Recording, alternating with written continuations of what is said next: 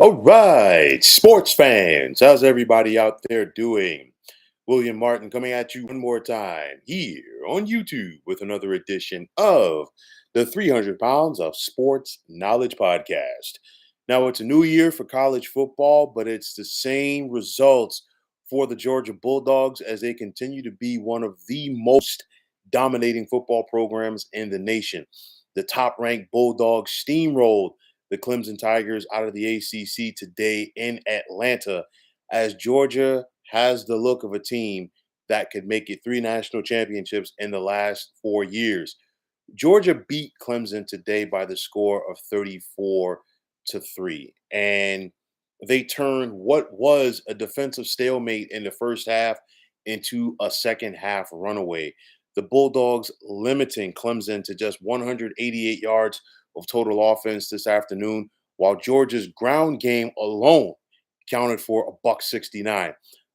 Carson Beck is now in his second year as a starting quarterback for Georgia. He was 23 of 33 passing today for 278 and a pair of touchdowns. And to give you an idea, of course, the last time that Georgia was in Mercedes-Benz Stadium, it wasn't as friendly to them as they lost the SEC championship game to Alabama. And then, of course, their opportunity to three-peat.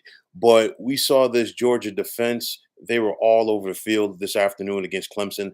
They limited the Tigers to just 4 of 13 on third down. And like I said before, Kirby Smart, once again, has his dogs ready to make another run at the national title.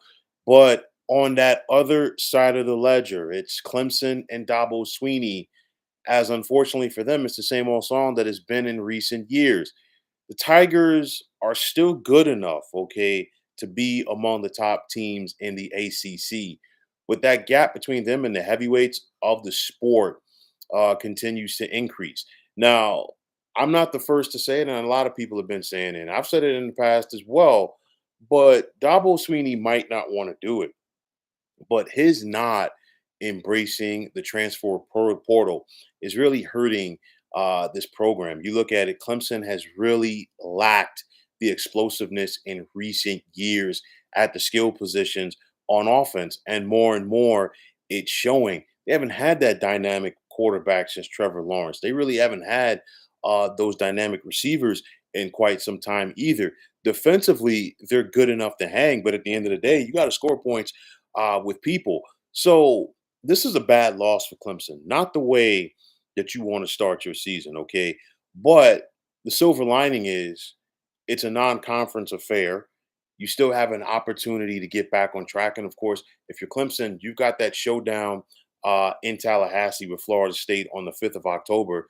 So hopefully, for your sake, you can get back on track.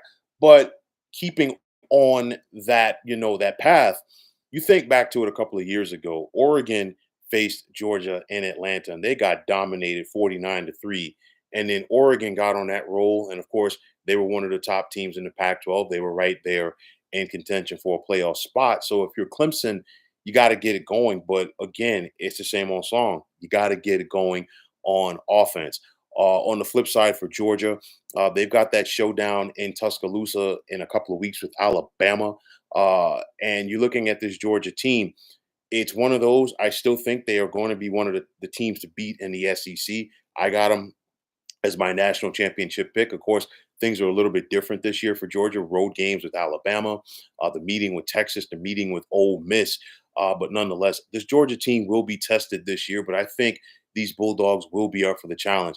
I love how they were able to just turn it on in the second half. This was a 6-0 game in favor of Georgia at the half, and they outscored Clemson in the second half 28-3. And once Georgia got going, nobody in an orange helmet could slow them down.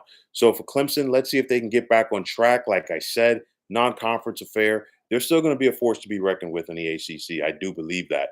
But nonetheless, it's the first game of the season. That's the thing about college. There are no preseason games. You got to go out there and you got to get your feet wet. And I know that there were some power conference teams that took it on the chin today, but I will say this: kudos to them for just coming out and not playing cupcakes and seeing where they're really at.